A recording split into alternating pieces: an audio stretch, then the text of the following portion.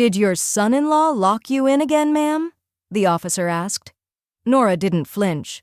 She handed him a folder stamped "Legal Evidence."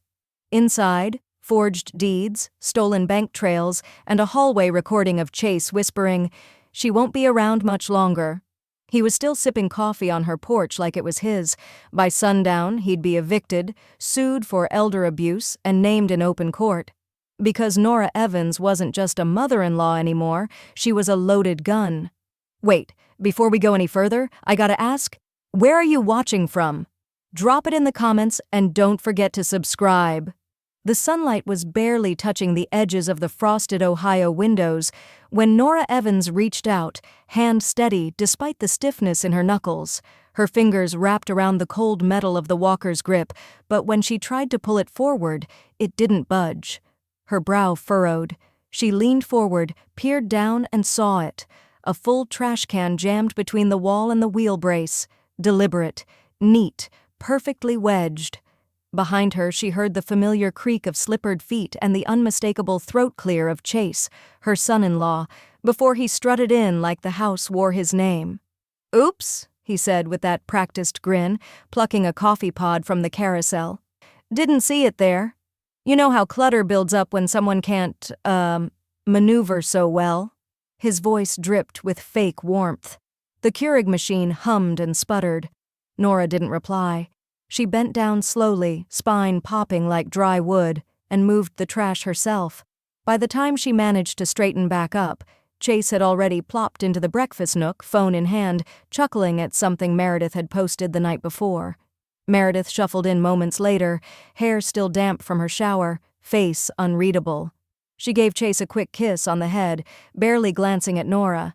"He's stressed," she mumbled, as if that excused anything. Norah slid into her seat, wordless, and wrapped both hands around her warm mug. Her knuckles were white. She listened to the scrape of toast, the ding of the fridge, the idle chit-chat about new patio furniture, everything but an apology. And she waited, because if Chase thought his cruelty was invisible, Norah had made herself the perfect mirror. Over the last few months, it had gotten worse. Subtle at first, the living room thermostat accidentally reset to 64 every night. Her favorite mug mysteriously vanished. Her evening TV shows mysteriously unplugged. Then came the comments. "Maybe the walker's slowing you down mentally too. You sure you took your meds today?" Guests came and went, watching her like a relic, not a resident. Norah said nothing, but she remembered everything. She tracked it in a little notebook, tucked in the kitchen drawer under the mismatched pot holders. Temperature changes, missing items, Chase's little smirks when no one else looked. It read like a script. And like any good performance, Chase seemed to think he was the only one on stage. That morning, after Chase left to meet the guys, Norah wheeled herself into the sunroom and stared at the empty bird feeder. Meredith sat across from her, phone in hand, scrolling. "You know," Meredith said, "Chase is trying. He just doesn't know how to handle aging in the house. It's not personal." Norah didn't reply. "You could say something," her daughter said, quieter now. Norah's eyes stayed on the empty feeder. The wind rattled the glass. That night, when the house went still and the lights dimmed, Norah creaked open her closet door and reached behind the stacks of winter blankets. Her hand found the black folder by touch alone, hard leather, cool as slate. She pulled it down, brushing off the thin layer of dust, and carried it to her bed. The contents were still pristine. Inside, deed copies from the house sale 2 decades earlier, notarized updates to her will, a laminated power of attorney revocation signed just 3 months after her husband's funeral. And tucked between the pages, a sticky note in her late husband's handwriting, "Keep this safe, for when silence no longer protects you." Norah smoothed the paper flat on the comforter, then closed the folder and exhaled, slowly, deeply, as if setting down the weight of waiting. She didn't cry, she didn't rage, she planned. In the quiet before sunrise, she sat at her desk with the black folder open before her, pages fanned like a war map. The house deed, marked with her maiden name and her late husband's signature, stared back at her like an old ally. It was dated nearly 24 years ago, long before Meredith and Chase had even met. Long before Norah's hips stiffened, before her bones gave her pause. She'd bought this house with her husband, Philip, after decades of scraping through small salaries, side gigs, and sacrifice. Every coat of paint, every pipe repaired with bare hands, every nail hammered by Philip on weekend mornings. The house didn't belong to time. It belonged to memory. And for a brief moment, years ago, in a fit of misguided generosity, she'd signed the title over to Meredith, just to keep things simple, when Philip passed. The grief clouded her logic. The papers were filed. Chase had smiled at the time, saying, "This will make things easier down the line." But grief was a temporary fog. Clarity returned 6 months later. She quietly filed a correction, reinstating her name as co-owner and rescinding the full transfer. Meredith never noticed. Chase never asked. No one had looked. They'd assumed ownership, like they assumed her silence. Now, bundled in her winter coat, Norah steered her motorized chair up the concrete ramp of the county records office. Cold wind snapped at her scarf. The automatic doors opened with a tired whoosh. She was met with fluorescent lights, a smell of toner ink and warm dust, and the sterile hum of ancient printers. Behind the counter sat a clerk no older than 30, ponytail tight, reading something on her monitor with one hand on a reusable coffee cup. "I need copies of all ownership records for 347 Ashton Drive," Norah said, her voice steady, firm. The clerk looked up, mildly surprised at the clarity in Norah's tone. "ID and any supporting documents?" Norah slid the folder across the counter. As the clerk began typing, Norah sat silently, the buzz of old fluorescent bulbs mixing with the rhythmic tapping of keys. She watched the screen light up with parcels, filings, annotations. "Looks like there were multiple title updates," the clerk said, scrolling. "Original deed under Norah Evans and Philip Evans, then transferred to Meredith Faulkner, then— Wait." She squinted. "It was changed again. You reinstated yourself 2 years ago. Full co-ownership with no survivorship clause. That's unusual." "I had my reasons," Norah said. The clerk smiled faintly. "People usually do." Meanwhile, across town, Chase sat in the backyard with 2 of his friends from work, sipping beer at noon and pointing at the garage. "I'm telling you, man," Chase said. "Once we gut that back wall, I'm turning this into my future man cave. Studio lights, mini fridge, sound system, hell, maybe even a sauna. Meredith's on board. It's not like she's using it." His friends laughed, leaning into their folding chairs, boots crunching dry grass. Norah watched from inside, her silhouette just barely visible in the hallway reflection. She didn't move. She didn't blink. In her pocket, her phone recorded every word through the open kitchen window screen. Back at the records office, the clerk tapped once more and printed a stack of documents. "These are certified copies. Everything official from your property file." Norah tucked them back into the folder like ammunition into a magazine.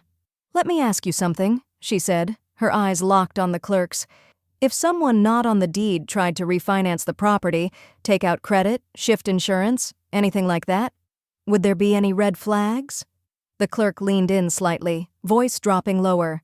"If they've touched this house financially, you've got leverage."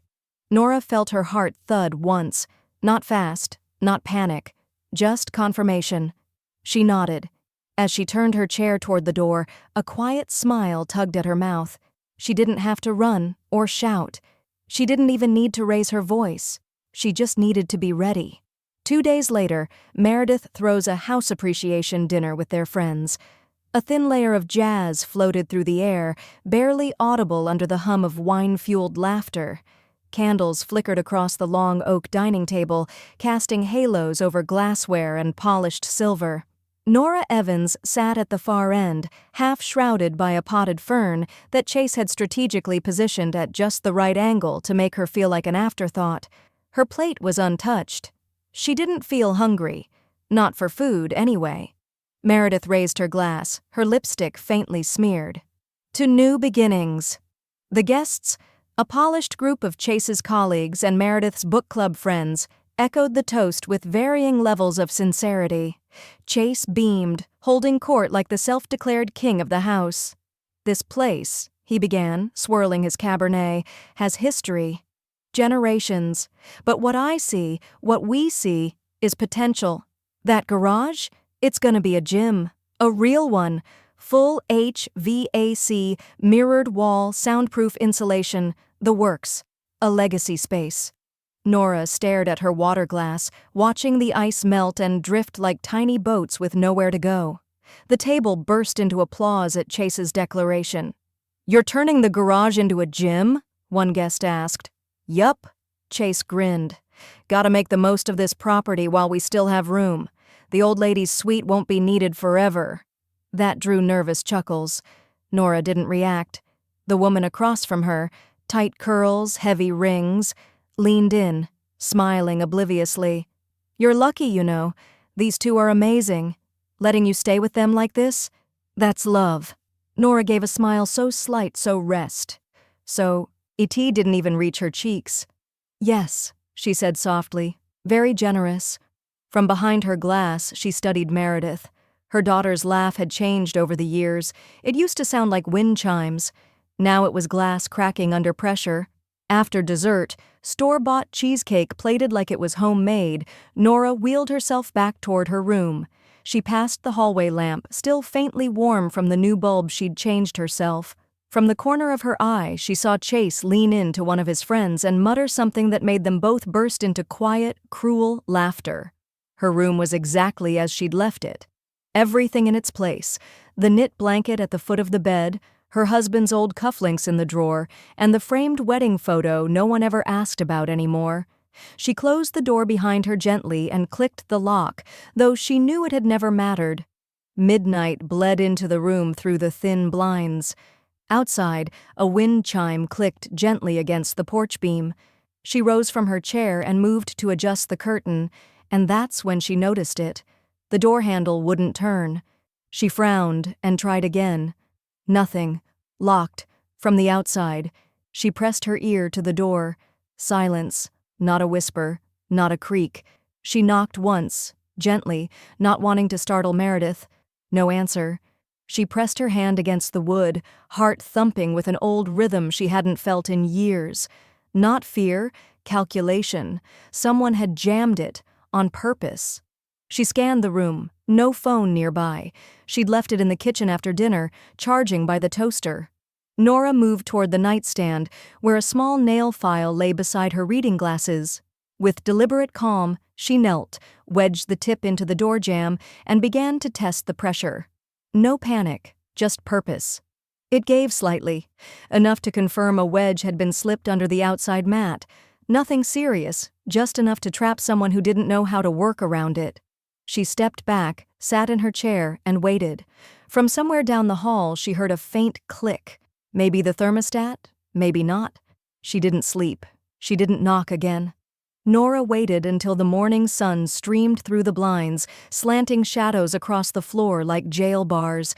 She wheeled herself into the hallway, cautious and quiet, like a woman stalking something dangerous in her own den.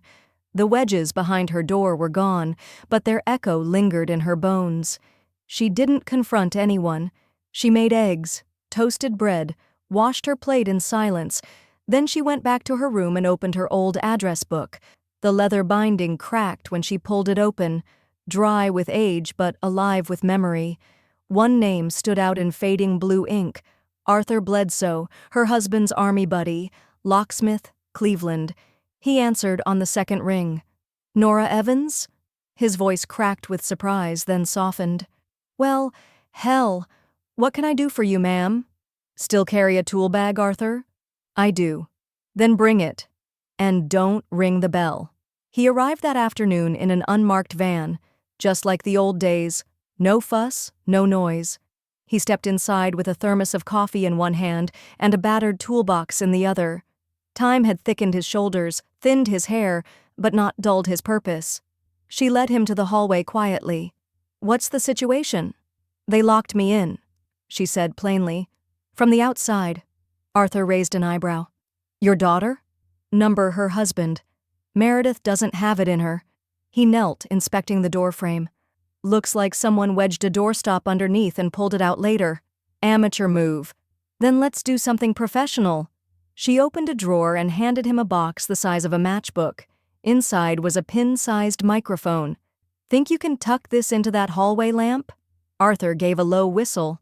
You're not playing around. Neither are they, she replied. He worked quickly, replacing the old lock with a deadbolt she could control from inside, rewiring the hallway lamp to nest the recorder, securing it under the lip of the fixture where light and shadow danced. By the time he left, Norah had a clear view of her hallway and a private audio line into her enemies' mouths. That night, as the walls exhaled and the vents hummed their sleepy tune, she sat in bed with a notebook and headphones. The first few hours were mundane: footsteps, bathroom doors, casual conversation. She nearly dozed off until a sudden burst of laughter snapped her eyes open. Chase's voice. I mean, seriously, she's ancient. One hard winter and this place is ours. Meredith mumbled something in response, too soft to make out. Then came the kicker. Chase, clearly and coldly. She won't be around long enough to matter. Norah didn't flinch. She paused the recording, rewound, played it again. Slower. Like dissecting venom in a jar. Outside her door, she heard him walk down the hall and open the fridge. The faint clink of a beer bottle, the creak of the couch as he settled in. The sound of her house being lived in like she was already gone. The next morning, she checked the mail and found a lunch receipt Chase had tossed on the hallway table. $92 spent at a steakhouse she never got invited to. His signature, cocky and looping, danced across the bottom. She picked it up with 2 fingers like it smelled, tucked it into her black folder, and added a note beside it. Date, time, account used, her bank, her insurance card, still active, still linked. He had no idea. As she placed the receipt inside and zipped the folder shut, her eyes drifted to the lamp down the hall. The hallway flickered once, barely noticeable, but enough to remind her she wasn't done collecting yet. Norah secretly hires Max, a 29-year-old probate and housing lawyer with a personal grudge against elder abuse. Norah chose the cafe for its simplicity. Neutral, quiet, tucked between a laundromat and a barber shop. The kind of place where people met for first jobs or final goodbyes. She sat near the back with her tea cooling beside a manila folder, her hands steady, despite the tremor that sometimes made strangers pity her. He arrived 5 minutes late, wearing dark jeans, a navy hoodie, and battered Converse. His face looked fresh from a night of little sleep and no regrets. But the moment he saw Norah, he straightened. You must be Mrs. Evans, he said, sliding into the booth. And you must be Max. You look like someone who still eats cereal for dinner. I do, he said without a hint of embarrassment. But I sue people who steal from grandmothers before dessert. Norah cracked the faintest smile. Good. She slid the folder across the table. Inside, copies of the deed, Chase's loan attempts, the insurance statement still in her name, the printed transcript of the hallway recording, and at the bottom, a sheet labeled Revised Living Trust with empty signature lines. Max flipped through the contents slowly, his jaw setting harder with each page. Tell me what you want, he said. I want the law on my side before they realize I'm no longer under their thumb, she replied. I want a trust they can't undo. I want it in my name, with Dany next. Meredith's sister? She's decent. She stays out of it. She deserves something more than watching from the sidelines. Max nodded. Okay, we'll move your assets into a living trust today. We'll name Dany as the successor trustee, but... He paused, eyes flicking to her, measuring. What happens if they try to force your hand before we're done? Norah leaned in, voice low and calm. Then I want you to use this. She pulled a sealed envelope from her purse. Inside, notarized and dated, a temporary power of attorney granting Max full legal control of the property if Norah was denied physical access to it without cause. Max blinked, then let out a short laugh. Ma'am, I haven't even had my coffee yet, and you're making me feel like I'm in a John Grisham novel. This isn't a novel, Max. This is war. The waitress refilled Norah's tea. Max signed the necessary witness lines, then slid the papers back to her gently. I became a lawyer, he said slowly, because my own grandmother lost everything to a man who smiled at her through church pews and stole her deed while pretending to fix a toilet. She died in a shelter. Alone. I won't, Norah said. They left separately. Max took the back alley and mailed the trust documents that afternoon. By sundown, he had initiated a property freeze with the county clerk's office, a legal pause button to stall any attempt to refinance, sell, or transfer ownership. Back at home, Norah moved through the hallways more deliberately than usual, her eyes on the lamp, her ears open. The walls still whispered. The kitchen still reeked faintly of Chase's cheap cigars. Meredith barely looked up from her tablet as Norah passed her on the way to bed. "I'm turning in early," Norah said, her voice measured. "Sleep well," Meredith muttered, not looking up. Norah did not sleep. She laid on top of the covers, shoes still on, folder beside her like a shield. The room was quiet except for the wind brushing against the window pane and the occasional whine of the old radiator. She counted the seconds between creaks. At 2:11 a.m., she heard Chase's footsteps outside her door. Slow, heavy, a soft metallic clink, then silence. She didn't move. By morning, she knew something was wrong before she opened her eyes. The overhead light switch did nothing. She tried her bedside lamp. Dead. The outlets were still warm, humming, but her bulbs had been twisted out or disabled. She stood, walked to the door. It didn't open. She jiggled the knob, still locked, still from the outside. Only this time she smiled, because now she had leverage. Norah stared down at her bowl of oatmeal, letting the steam sting her cheeks. Her spoon trembled ever so slightly, not from weakness, but from restraint. Across the table, Chase chuckled as he bit into a slice of toast slathered in too much butter. "I swear you were talking in your sleep again," he said between bites. "Said something about someone locking you in, but the lock turns just fine. Maybe it was a dream?" Norah didn't answer. Meredith glanced at her phone and muttered, "Maybe we should schedule another checkup, just to be safe." Her tone was too casual, too rehearsed. Chase turned to her with mock concern. "Or memory therapy. My buddy's mom went through something like this. Couldn't tell the difference between yesterday and today." Norah met his eyes and held them. Steady, unblinking. "I remember more than you think," she said, voice as soft as smoke curling through an attic vent. But no one responded. Later that day, as Chase pretended to be fixing the basement sink, Norah watched from the hallway. She saw the faint red glint from the lens of his phone, half hidden behind a jar of nails. Recording her, hoping for her to say something forgetful, to prove a slip in her mind, not in their morals. He'd done it twice already that week, once by the fridge, again while she was trying to adjust the thermostat. That afternoon, she set her own plan in motion. Tucking a voice recorder inside her cardigan, she narrated everything. Every room she entered, every object she touched. 2:17 p.m. I've turned off the stove. 2:18 p.m. Opening the hall closet.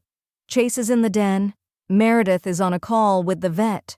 She even described what she wore in detail, so when Chase inevitably edited a clip out of context, she could point to the inconsistency. She was fighting fiction with evidence. Gaslight with audio light. That night, while everyone was asleep, she plugged the recorder into her laptop and organized the files, labeled them by hour, dated each one. It was meticulous, precise. Her old nursing chart habits came back with a vengeance. The next morning, Meredith sat across from her, fresh-faced and forced. "You left the faucet on again, Mom. There was water all over the counter." Norah sipped her coffee. Number I didn't. "Well, the counters were wet," Meredith said, voice rising half a pitch. "They were, but I watched Chase rinse his shaker bottle and walk away without turning the tap." Meredith blinked. That was not part of the script. Chase wandered in, shirtless, yawning. "What are we arguing about now? The ghost faucet?" "She's remembering things that didn't happen again," Meredith said, quieter now. Chase sighed. "We love you, Norah. But you can't keep blaming everyone else when something slips through the cracks. It's okay to admit you need help. Early-stage stuff happens all the time." "I'll tell you what's happening," Norah replied, standing slow and deliberate. "You're grooming the narrative. And I'm recording the truth. Meredith's eyes widened slightly. Chase's face twitched, but only for a second.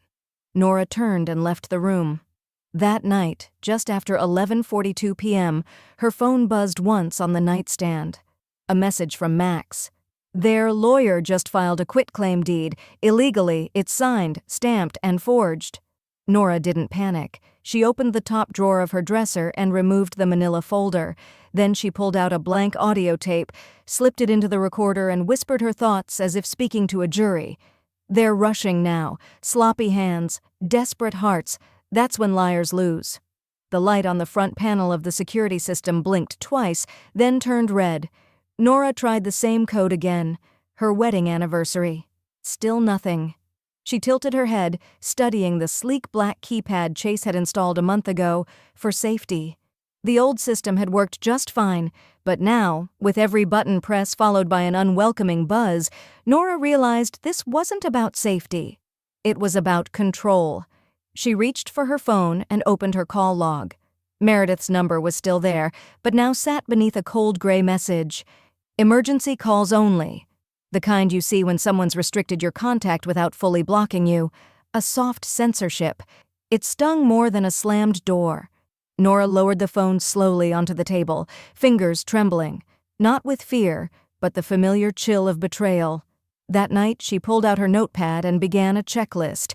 City Zoning County Code Enforcement Building Inspection Hotline, HOA Board Secretary. Each number, written in her slanted cursive, felt like reclaiming an inch of her freedom. The next morning, she called the county permitting office under the guise of a curious homeowner. "Yes, ma'am," the clerk replied after a few keyboard clicks. "Looks like someone submitted a preliminary application for garage conversion. Electrical rewiring, gym structure, still under review." Norah nodded to herself. "Has that been approved yet?"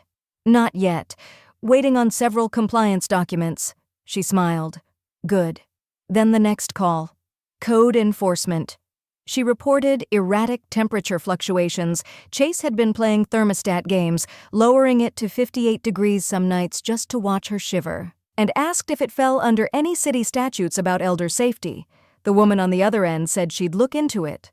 When she hung up, Norah exhaled slowly. The world hadn't gone deaf after all. You just had to find the right frequency. Days passed, each one lined with subtle victories. A city worker came by to inspect the outside meter and took photos. Chase noticed and cursed the HOA. Meredith barely looked up from her phone. "Some nosy neighbor probably complained again," Chase muttered. That night, Norah overheard him on a call. "I swear, I've got it handled. She's old. Half of what she says doesn't make sense anymore. We'll just wait her out." He sounded more tired than usual. Desperation beginning to crack through that smug veneer. Later, Norah slipped her hand into the hallway lamp and clicked off the recorder hidden inside its base. She'd gotten every word. She started keeping a logbook. Who came to the house? What time? What they did. She stapled screenshots from her bank's insurance account, proving it was still in her name. She documented every expense Chase filed under household renovations while draining their shared funds. It was slow, surgical revenge. No outbursts, no scenes. Just a scalpel of truth, sharpened daily. Then the envelope came. Plain white. No markings. Addressed to homeowner, immediate attention required. Norah found it on the hallway floor where Chase had apparently tossed it in haste. She picked it up, slid it open with a letter opener shaped like a quill, and unfolded the contents. Notice of HOA violation. Unauthorized alterations to property without community board approval. Immediate response required. She read it twice, then again. At the bottom, in bold black print, recipient, Mr. Chase Langley. Norah smiled for the first time in days. From the kitchen, Chase's voice barked toward Meredith. "We're gonna have to fight this. It's harassment." But Meredith's answer was tired, muted. "Why didn't you just tell them before you started tearing down walls?" Norah tucked the letter into her folder labeled HOA/legal and walked past them both. Neither looked up. Norah tightened her grip on the porcelain teacup, steady as stone. The spoon didn't rattle. Her hands weren't shaking. She was calculating. She poured the last of the water into the second cup and glanced at the time. Chase was at the gym, where he pretended to lift more than he listened, and Meredith was doom-scrolling TikTok with earbuds in. The house was quiet. The timing, perfect. At precisely 2:01 p.m., the doorbell rang. Norah answered it herself, walkers squeaking softly over the tile. "Mrs. Langley," she said with a warm nod. Chase's mother, Beverly, stood on the porch in a magenta blazer, too much blush, and a thin smile. She wasn't cruel, but she was careful, cautious. The kind of woman who believed drama should stay on reality TV, especially when it showed up at the dinner table. "Norah," Beverly replied, stepping inside with a polite glance around. "I didn't expect an invitation, to be honest." "Sometimes the truth needs tea," Norah replied, "and you always liked Earl Grey." They sat in the sunroom, Norah's space, the only corner of the house that still felt untouched. Dried lavender in a mason jar sat near the window. The air smelled faintly of lemon polish and something floral, sandalwood maybe. "Chase and Meredith around?" Beverly asked, taking her first sip.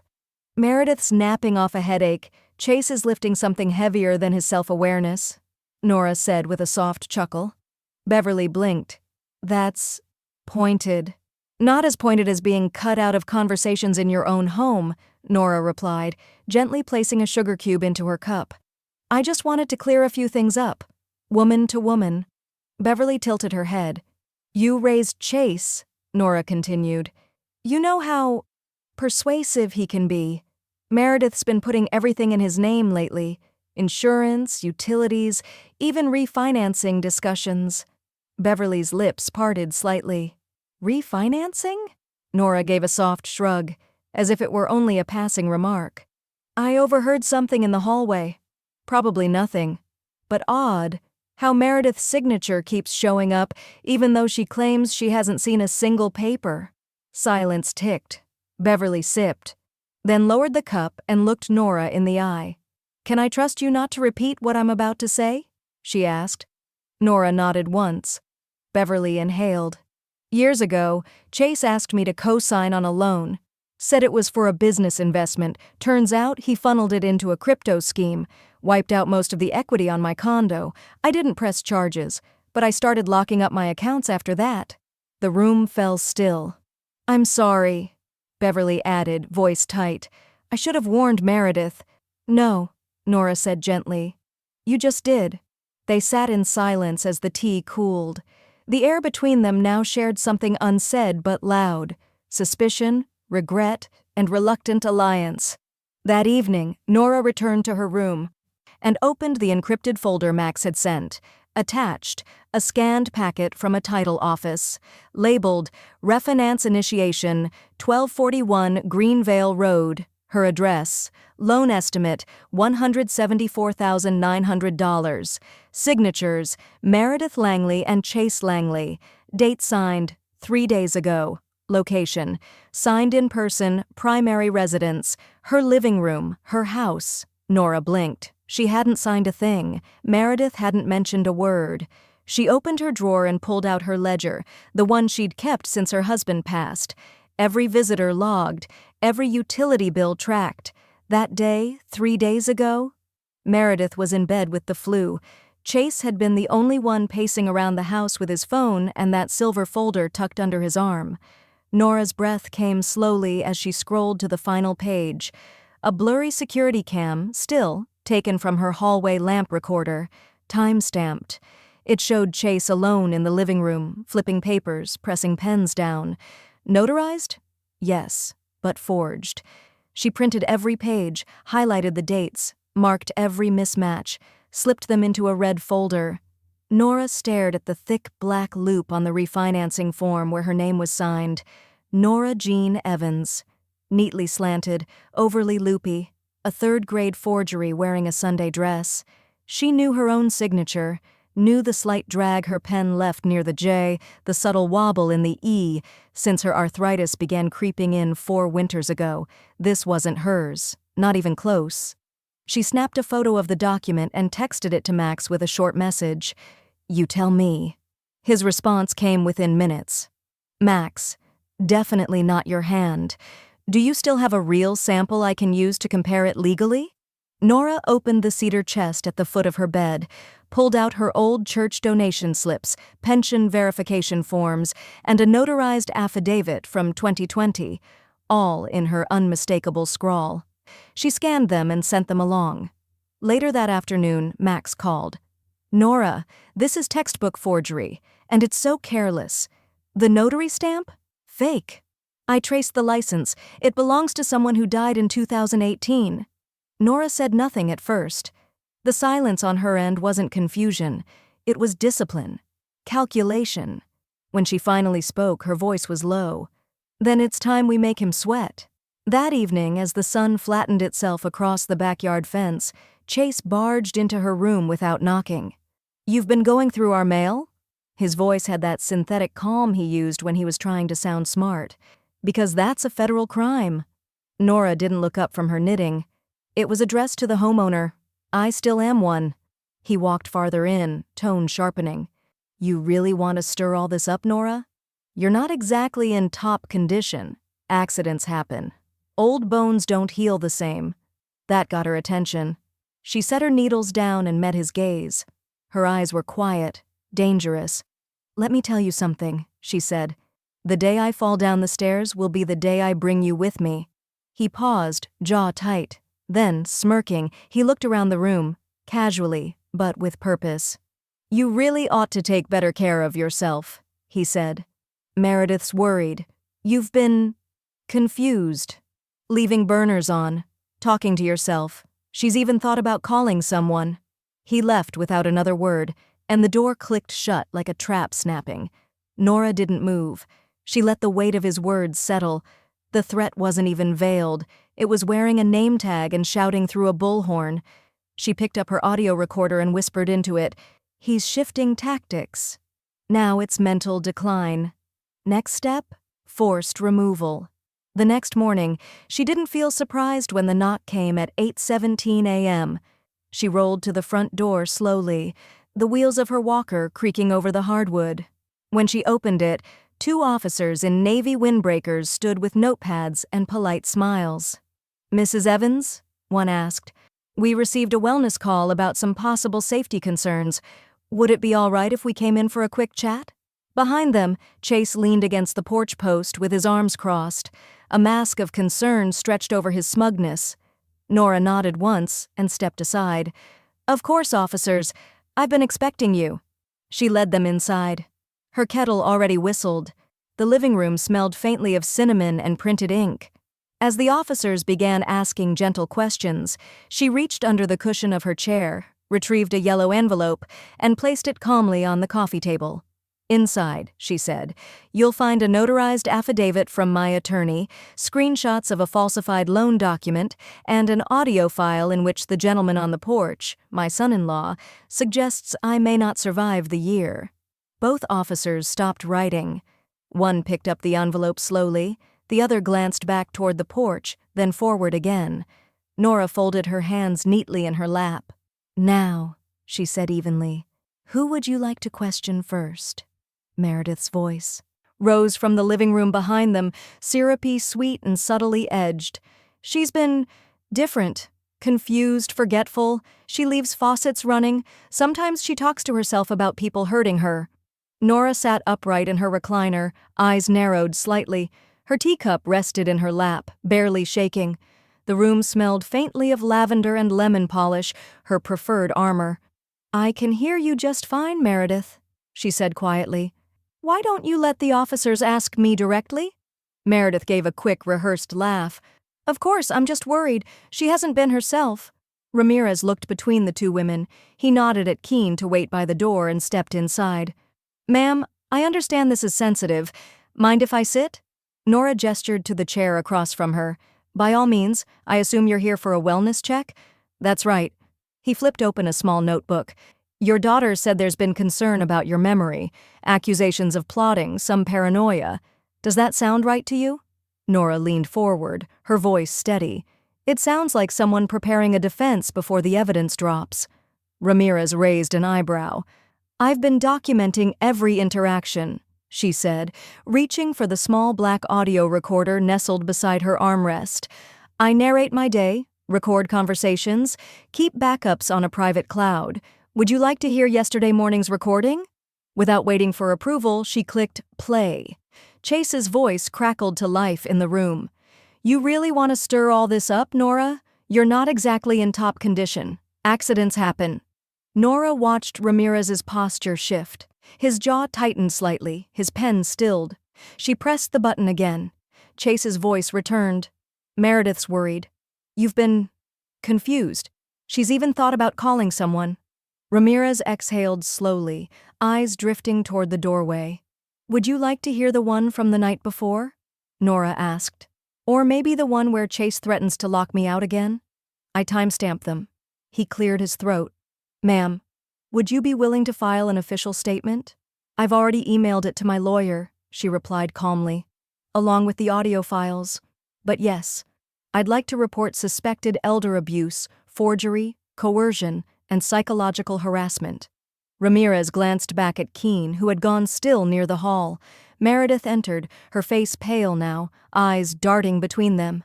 "What's she saying?" "She's asking to file a report," Ramirez said flatly. "That's ridiculous," Meredith snapped. "She doesn't know what she's saying half the time." "Then I'd like to make a second request," Norah interrupted, her voice like sharpened silk. "A cognitive assessment. From my physician. I'll pay for it myself. I passed one last month. Want the paperwork?" Ramirez blinked. "You already had one?" Norah nodded once, reaching for a manila folder under her end table. Sealed, signed, and notarized. No signs of dementia, Alzheimer's, or cognitive decline. The silence that followed wasn't awkward. It was damning. Meredith stammered. She's been under stress." "Maybe. She's not the one under stress right now," Norah said coolly. Ramirez stood. "We're going to document this visit, ma'am. Expect a follow-up. If you feel unsafe, you can contact us directly." "Oh," Norah said, voice suddenly brittle. "I'm prepared." She pushed herself up with her walker and shuffled to her bedroom. The drawers creaked open with a sound that echoed like a verdict. She returned with another folder, thicker, worn at the edges. Ramirez accepted it. "What's this?" he asked. "Copies," she said, "of Chase's forged refinancing paperwork. That's not my signature, and that's not his house." The doorbell rang at 6:43 p.m., just as Chase was settling into the recliner with a beer in one hand and his phone in the other. He groaned and swung the door open with his usual swagger, half expecting a delivery guy with pepperoni and extra cheese. Instead, a man in a navy windbreaker with a courthouse seal on his badge extended a crisp envelope and said, "Mr. Chase Lockhart? You've been served." Chase blinked. "What the hell is this?" "Civil claim. Filed this morning. Have a good evening." The man turned on his heel and walked off, whistling like he'd just handed someone a coupon, not a courtroom summons. Chase shut the door slower than he'd opened it. He stood in the foyer, the envelope trembling in his grip as if it were radioactive. He ripped it open with two hands. His eyes scanned the first lines. "Notice of civil suit, fraudulent conveyance of title, elder financial abuse, unauthorized property refinancing." By the time he reached the second page, his ears were hot and his vision had narrowed to pinholes. "Number no way." He stormed into the kitchen, waving the packet in the air. "Meredith, did you know about this?" Meredith, startled, turned from the stove. She was stirring a pot of soup, already dressed, down in yoga pants and a faded college hoodie. "Know about what?" "She filed a lawsuit," he yelled. "Your mother. Against me." Meredith paled. "For what?" "Everything," he growled, tossing the pages onto the counter. "She's accusing me of fraud, abuse. Hell, she even listed the refinance." Meredith picked up the stack with trembling fingers. Her lips moved silently as she read.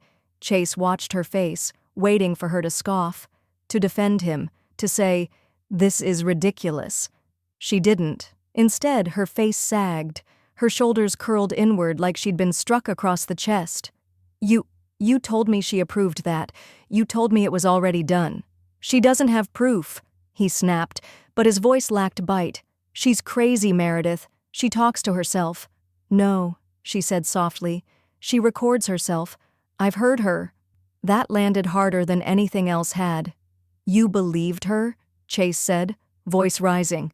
You'd take her side after all I've done for this house? Meredith didn't answer. She just kept flipping through the documents until her hand froze.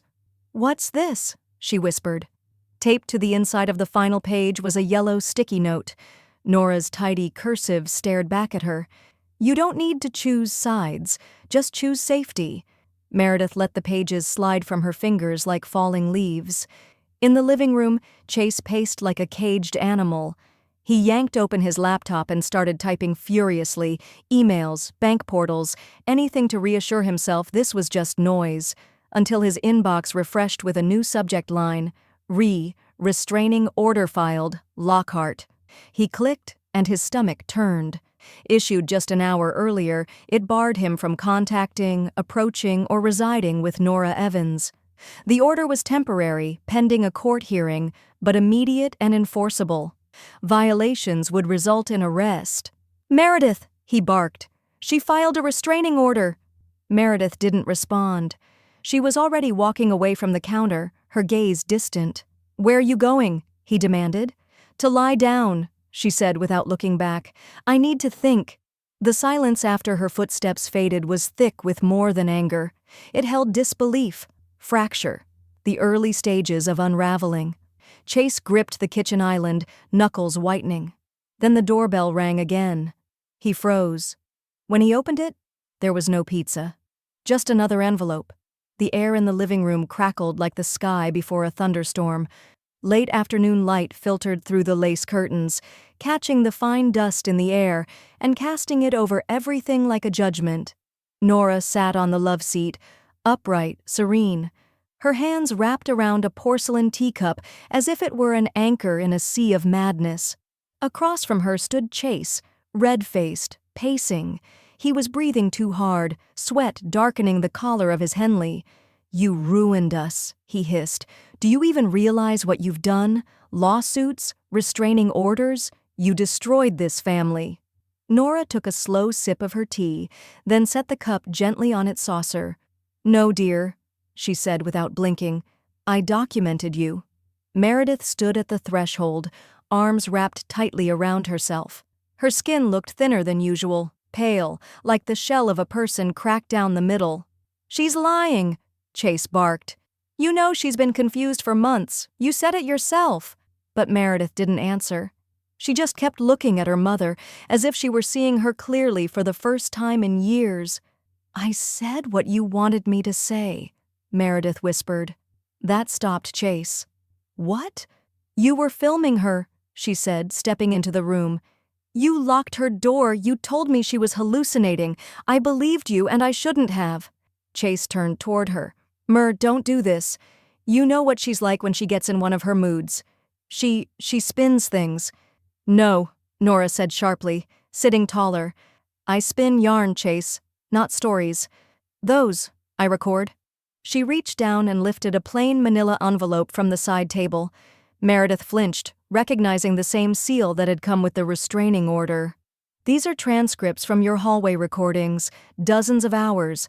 Every time you threatened me, every time you joked about putting me in a facility, every time you said I was a financial burden. You've been spying on me? Chase snapped, but it came out weaker than he intended.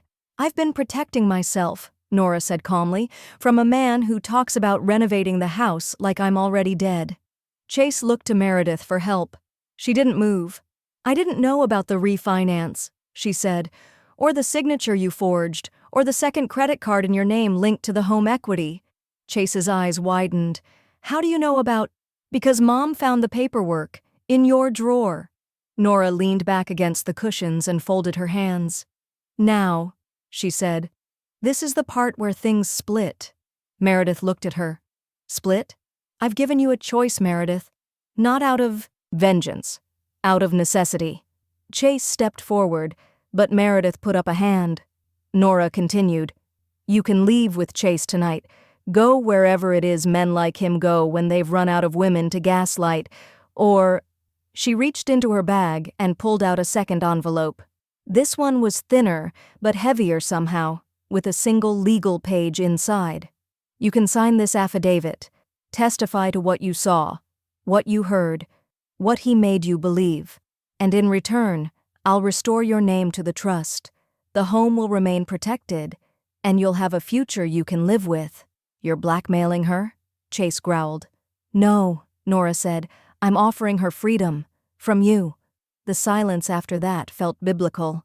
Meredith looked down at her hands, then to the paper Norah placed gently on the table. "Do I have time?" she asked, her voice breaking. "You have until tomorrow morning," Norah said. "Then the court takes over." That night, the hallway was dim when Meredith passed through it with a single suitcase. She didn't speak as she walked past Chase, who stood in the doorway to their bedroom, mouth open but mute. He followed her to the front porch. "Meredith, please, don't do this." She didn't turn around. "You did it to yourself." And with that, the door closed behind her. The courtroom smelled faintly of stale coffee and varnished wood, the kind of place where echoes clung to pain like lint. Norah Evans adjusted her shawl over her shoulders and gripped the arms of her chair as the bailiff called the session to order. Her orthopedic shoes tapped quietly on the tile as Max wheeled in a small black suitcase beside her, the weight of months packed inside. Across the aisle, Chase slouched in his wrinkled blazer, his hair combed too precisely to hide the dark circles under his eyes. His attorney, young, nervous, and clearly overwhelmed, rifled through a thin stack of papers with shaking fingers. Meredith sat 2 rows behind him, arms crossed, face unreadable. She hadn't returned home since the night she walked out with her suitcase. "All rise," the bailiff intoned, and the Honorable Judge Kendrick entered, eyes already narrowed behind his glasses. "Be seated." Norah sat with quiet dignity. The only sound from her side of the room was the soft zip of Max opening the suitcase. "Ms. Evans, Mr. Taylor," the judge began, "this hearing pertains to allegations of fraudulent title transfer, elder financial abuse, and unlawful housing practices. Ms. Evans, do you have evidence to present?" Max rose. "We do, Your Honor." One by one, he placed items on the table before the judge. A timeline of financial withdrawals linked to Norah's account, Chase's forged refinance documents, a flash drive containing hallway audio files, including Chase's own voice saying, "She won't be around long enough to matter." And finally, a printed copy of Norah's audio diary, transcribed and time-stamped. The courtroom went silent as the judge began reading. Chase's lawyer stood up, stammering, "Your Honor, we'd like to motion for an extension to review." "Denied," Kendrick said flatly. "Your client's signatures are on documents Ms. Evans has proven she never authorized." Chase shot a glare at Norah. She didn't flinch. She stared back with an expression that could have cut glass. Max continued, "Your Honor, these aren't just careless errors. They're orchestrated violations of trust, abuse meant to isolate a vulnerable senior both financially and psychologically." Chase finally snapped. "She's lying.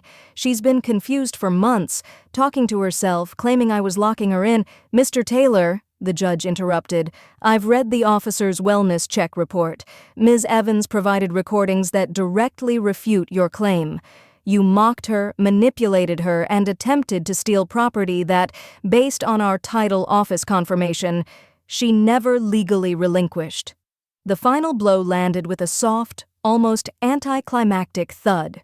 "I rule in favor of Ms. Norah Evans. The trust shall be restored to her name and all fraudulent claims reversed. Mr. Taylor is fined $25,000 in restitution, ordered to vacate the property within 10 days, and will be placed on public record for elder abuse litigation. Court is adjourned." The gavel struck like thunder. Chase stood there, mouth slightly open, blinking as if the room had suddenly spun. Norah stood with Max's help.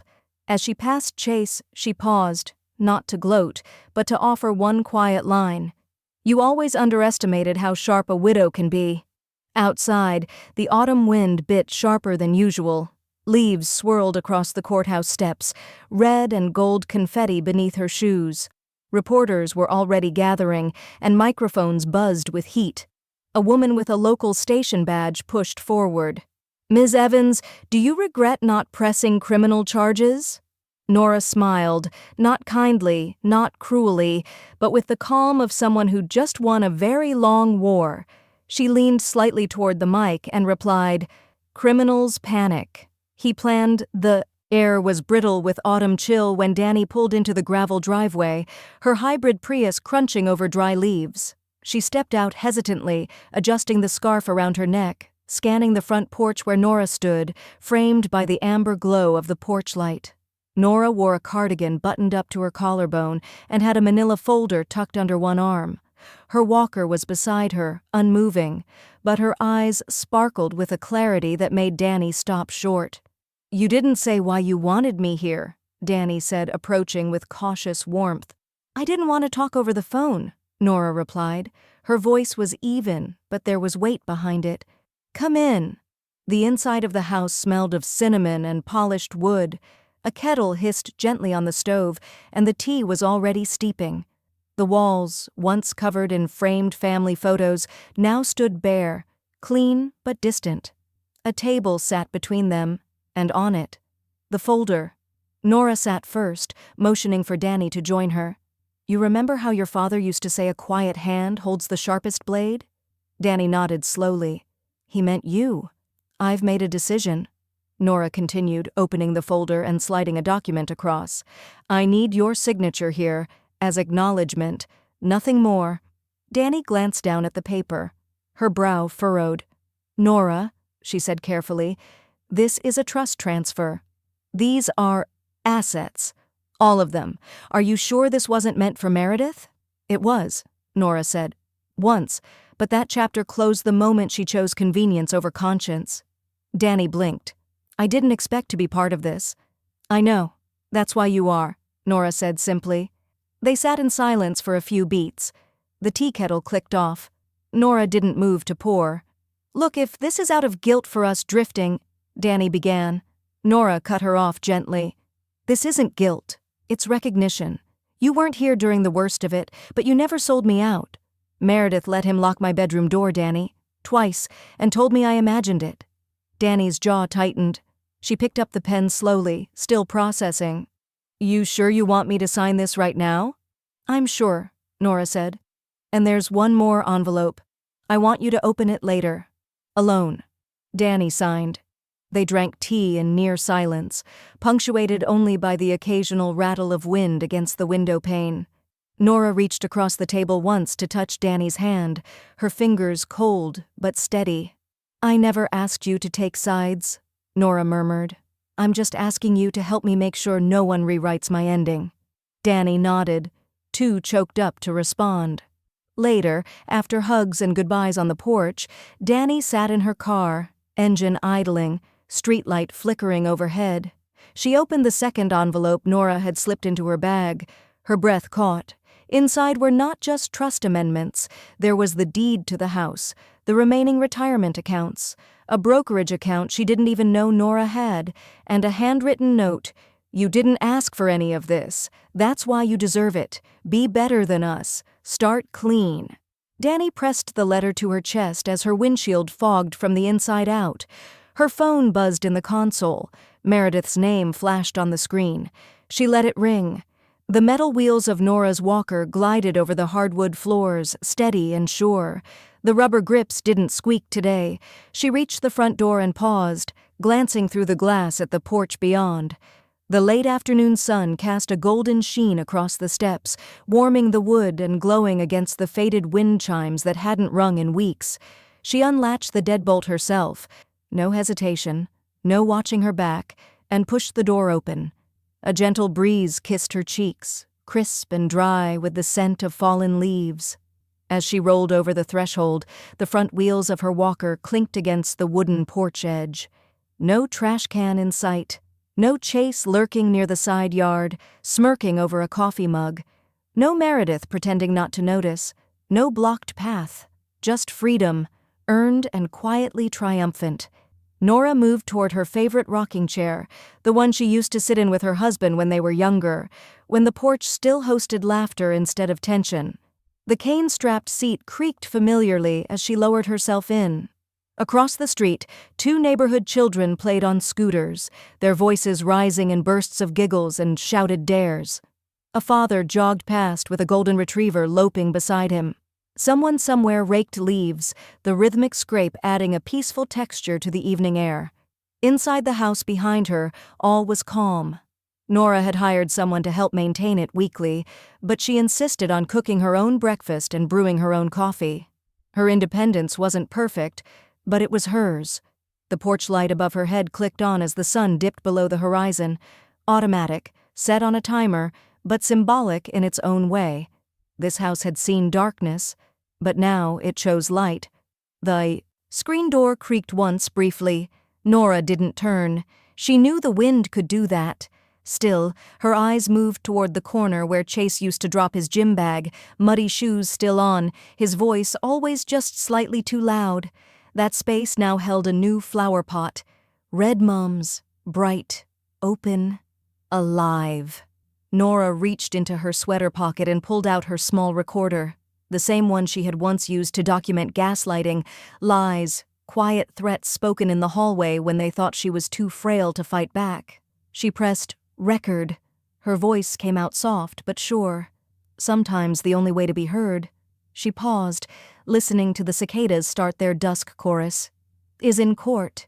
She clicked the device off and tucked it away. A car slowed down near the curb. Blue Subaru, older model. Meredith. Norah recognized the silhouette even through the glare on the windshield. Meredith didn't park. She just stared for a moment. Then, slowly, she pulled off again and turned the corner. Norah didn't wave. She didn't need to. She leaned back and rocked once, the chair moaning like a memory. The house stood around her, secure, grounded, and finally quiet. In the corner of the porch, a plaque hung that Dany had installed without asking. This home stands because she did. Norah smiled gently at the words and whispered to the wind, let them write whatever story they want. This one's mine.